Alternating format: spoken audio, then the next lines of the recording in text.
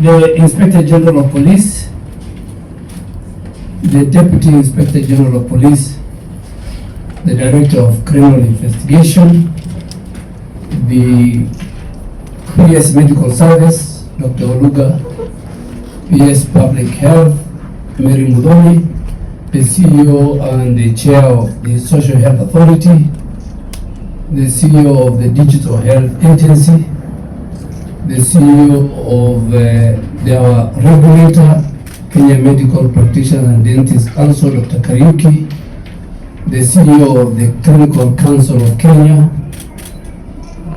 other members of our ministry.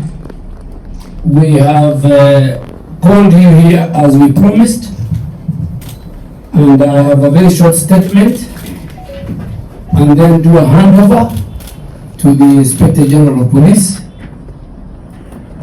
to do what they are supposed to do within the confines of the law.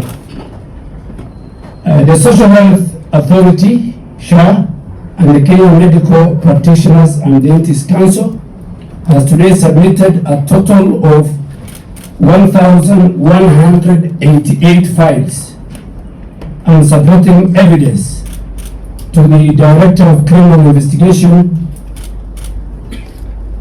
and Magistrate in our joint fight against healthcare fraud. This action targets fraudulent and non-compliant healthcare facilities and individuals, marking a critical milestone in the ongoing effort to protect public funds and safeguard the integrity of the Kenya healthcare system. In recent weeks, both the Social Health Authority and the Kenya Medical Practitioners and Dentists Council and the Clinical Officers Council have taken decisive action against fraudulent and non-compliant healthcare providers. SHA, in line with its mandate, has suspended a total of 85 health facilities for fraudulent activities to allow for investigation. The rigorous forensic audits and the digital system have uncovered deeply troubling patterns of fraud that directly harm the public, hence deplete the monies meant for the care of our patients. These fraudulent practices include, among others, number one, the app coding, where billing for more expensive procedures are being claimed than what was actually performed by healthcare providers. Number two, falsification of records. That means submitting altered or fake medical documents as part of the claims. Number three, conversion of outpatient to inpatient. This has been very, very chronic. Illegally billing for inpatient admissions for what was simply outpatient visits. And I'm sure there are many Kenyans who have come out who say we visited hospitals, we were treated, we went home, but the same hospitals have, after the patient has left, have billed the Social Health Authority for 10, 20 days of admission. So they were turning outpatients into inpatients. The fourth one is phantom billing, where they are submitting claims for services provided to non-existing patients.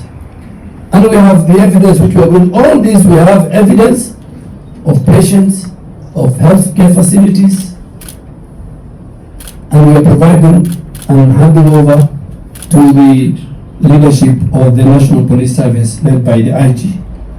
The Kenya Medical Practitioners and Dentists Council, as a regulator for its part and in line with its mandate, has conducted extensive inspection, which recently resulted in the closure of 544 health facilities for being unregistered or unlicensed, and revocation of operating license for another and 54 health facilities due to a range of violations, including operating below the required standard, employing unlicensed practitioners, and some of them lacking critical infrastructure, which is posing a direct threat to the patient's health.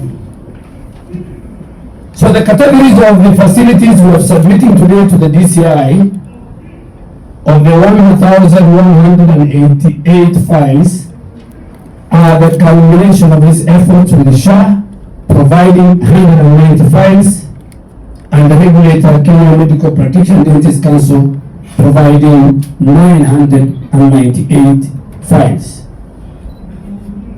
The SHA submission, SHA is submitting files for 190 facilities, and these facilities are categorized into three. Category 1 are 24 facilities. The cases, which are the cases with recorded evidence of fraud.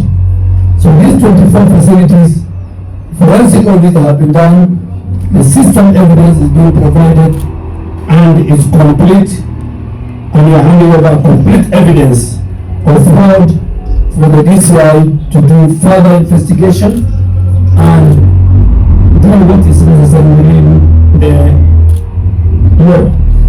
Category 2 are 61 facilities, and these are cases with ongoing investigation. SHA has done, and Digital Health Agency and the regulator has done enough investigation that will help the DCI to complete and do the investigation and the recovery of the loss of the money they have stolen from the people of Kenya. Category 3 is 105 facilities. These are facilities that have been closed by the regulator, Kenya Medical Practitioner Dentist Council, that has also contracts with the SHA. For the regulator submission, KMBDC has submitted files from 998 facilities operating in violation of the law. These submissions are a critical step in a multi-agency collaboration that will see the DCI investigate and prosecute those responsible. In accordance with Section 48(5) of the Social Health Insurance Act of 2023, penalties for health facilities who knowingly or fraudulently alter information to defraud the authority include up to a fine of 2 million shillings, suspension and removal from the register of the empaneled providers. SHA has already written, SHA has already withdrawn user rights for 12 healthcare professionals who are implicated in criminal schemes and will be surcharging facilities to recover any monies paid based on the fraudulent claims. We have a duty, and myself as a minister, I have a duty, but together with my team, we have a duty to pay only for services legitimately rendered and to hold those who seek to defraud the system accountable.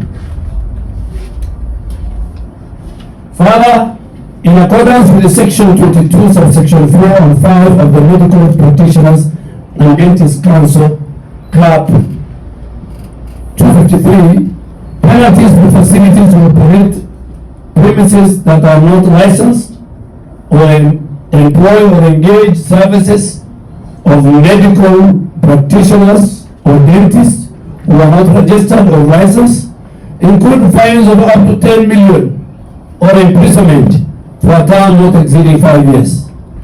Again, it's our duty to ensure that quality service and care are provided to all Kenyans and that we guarantee patients' rights and patients' safety, which is a duty of this ministry and the government of Kenya. For the first time, and I really want Kenyans to listen to me, for the first time, we have a comprehensive digital system built on artificial intelligence and a big data fraud engine. Over the last year, since the rollout of Taifa Care, this system has collected a vast amount of data, giving it the power to detect, to analyze patterns, and to stop fraudulent transactions. Every transaction made by patients, doctors, or facilities is recorded in the system in real time.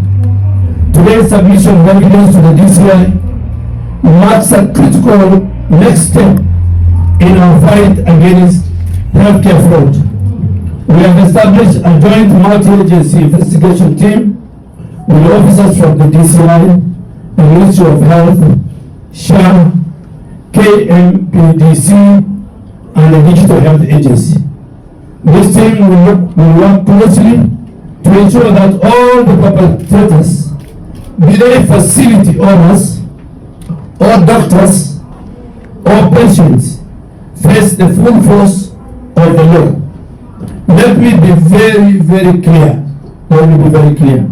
As previously warned, any facility, any doctor, or any patient involved in fraud is now under the jurisdiction of our criminal justice system, who are present here today and will be prosecuted to the fullest extent of the law.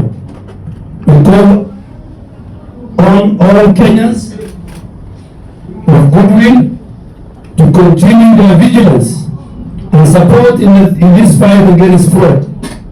Please report any concerns or information regarding fraudulent activities to SHA via the toll-free number 147.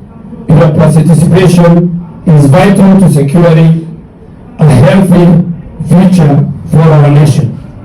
That is the end of my statement. This press conference is very unique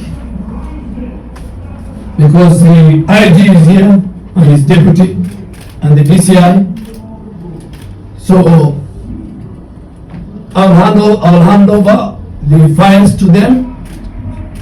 They have left SHA, they have left the Ministry of Health. Now it's in the custody of the leadership of the National Police Service. And I think if anybody has a question about these files, the files don't belong to me anymore. Don't ask me any question, with a lot of respect to the media. I think you can follow it to the DCI in along Kiumbu Road and find the questions that you want to find. I have promised you I'm going to hand over, and I have done my bit. Thank you.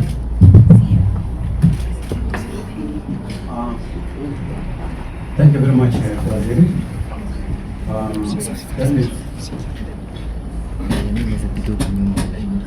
Let me start by saying thank you very much, Waziri.